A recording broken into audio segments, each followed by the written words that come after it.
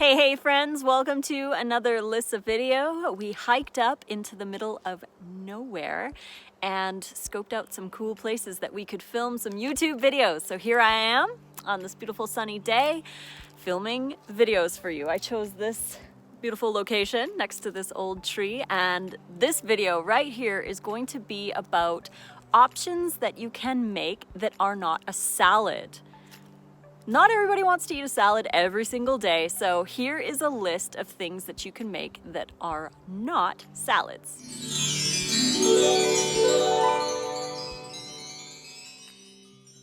So grateful that you could join me today as we chat about salads and the things that we could eat instead of salads. If you're new to my channel, welcome. Don't forget to hit the subscribe button. If you would like some notifications sent directly to you, you can click the little bell. And don't forget that I've got over 300 awesome raw vegan recipes right here at this link, and the print versions are available off Amazon. You can find the links for those in the description box below. But salads.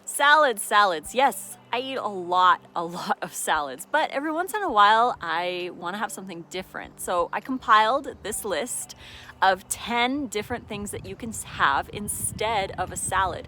Now, these other meals that you can make are basically what I like to call salads in disguise, because you're still eating fresh, raw fruits and vegetables, but you're just preparing them differently. It's kind of like the illusion of variety. Just like with cooked food, like a lot of stuff is wheat, just formed in different shapes. Like you can have like 50 different pasta shapes. You can have the mac and cheese elbow pastas, penne, linguine, spaghetti. There's so many different kinds. And then you could take the wheat and make bread. You've got all different kinds of breads that you can make. And there's just countless things that you can make with wheat, but it's all just kind of an illusion because they're all different forms of wheat. And the same with like the pizza, wheat, tomatoes, animal products on the pizza, maybe a couple other vegetables. Like there's always the token other things that are in the wheat, the animal products, and the base main spices and stuff like that. But for the most part, we're just making things in different ways, but eating the same thing every single day. So salads, you're eating a salad, but you're preparing it differently to make it seem exciting or different or variety and that kind of thing. You're always going to have different ingredients for different things, but it's just a cool way of preparing so that you don't get bored having a salad every single day. But for one, if you are going to have salads very often, the trick is to switch up the dressing. Have different flavors like a curry, maybe a Mexican, an Italian, like a spicy one. You can have different kinds of dressings and still have the same salad, but it'll taste differently.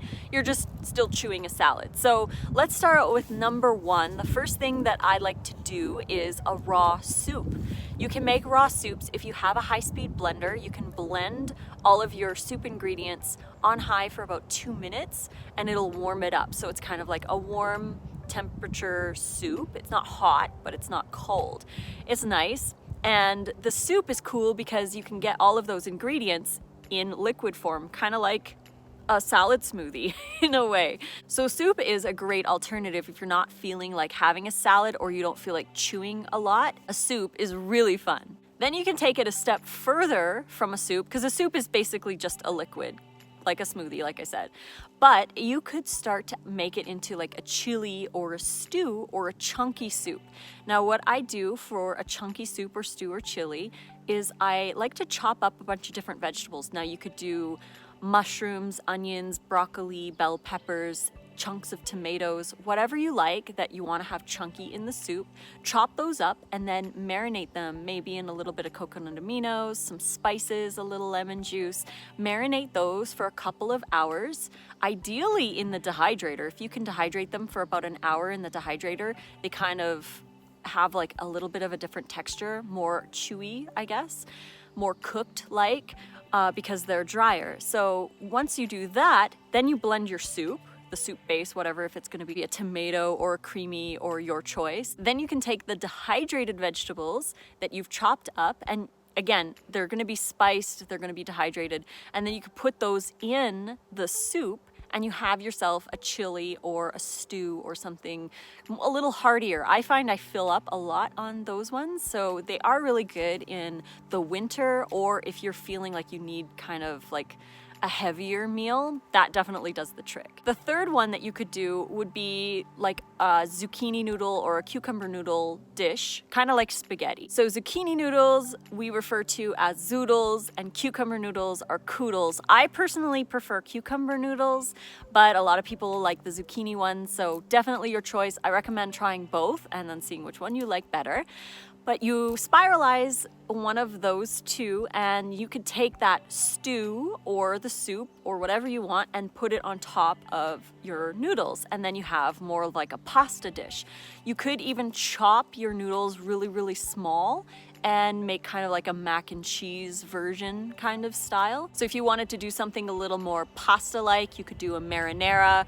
You could do a marinated mushrooms in your marinara. You could even dehydrate a little bit of like a nut meat and add it to your sauce. Your marinara sauce was kind of like a bolognese sauce or a meaty tomato sauce. You could do pestos. You could do like a creamy mushroom. There's so many possibilities. Like really, it is salad in disguise, but it's so much more fun. Then we move on even further into the stir fry or the pad thai style, which would be still like a salad. We're moving on from the zucchini and the cucumber noodles because we use zucchini or cucumber noodles in the pad thai. So you're going to be using like mung bean sprouts, julienne bell peppers, maybe some grated carrots, some cabbage, sesame seeds, and then you add like a pad thai sauce or a kind of like an Asian style sesame ginger kind of sauce onto a pad thai salad. So it is still a salad, but it's more like a stir fry or a stir no fry.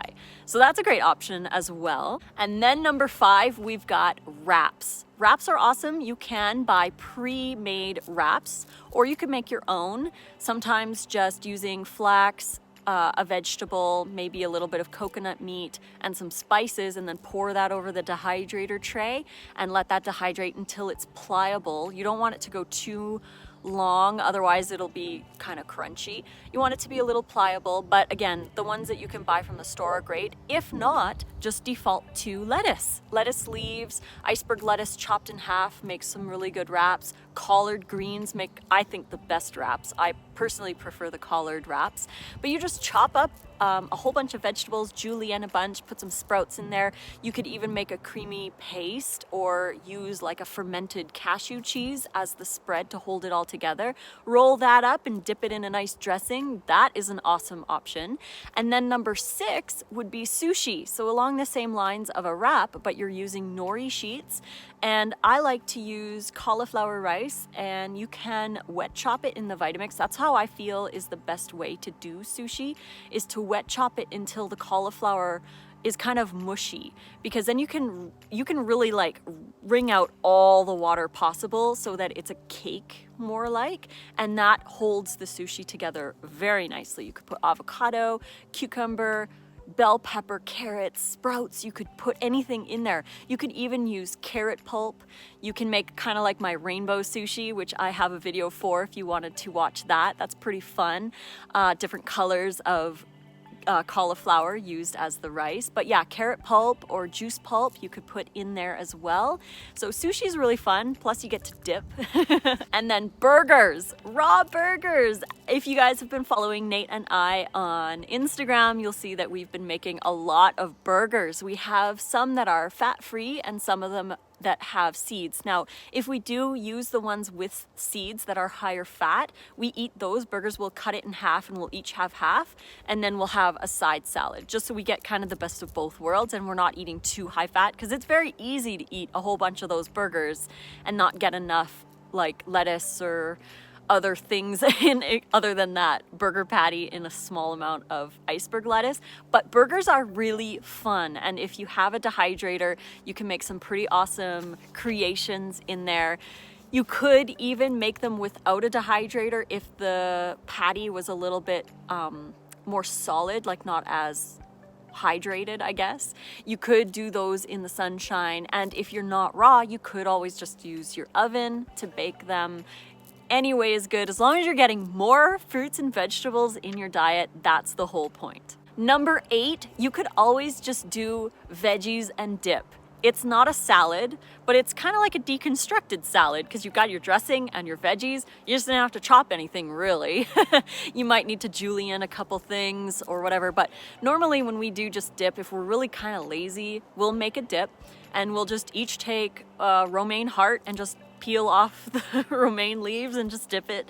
We'll have cherry tomatoes, maybe a cucumber that we've kind of sliced up really fast. It's a really fast dinner, but it's not like you have to chew a whole bunch of salad per se, but it's a little bit different and fun. Number 9 is pizza. You can always make pizza. Our friend Chris Kendall from the Raw Advantage has the best pizza recipes that I have ever had, and you can find a link to his pizza book in the description box below. We love to promote Chris because he's balanced and compassionate. He's such an awesome soul and he makes some amazing food. His cocoa butter veggies, delicious, but he makes the best raw vegan pizza. It's the closest that I've ever had to classic pizza without having the animal products and without being cooked. So it's made in the dehydrator, but it tastes amazing because it's really the flavors. The flavors are what we're looking for, right? And some of the texture.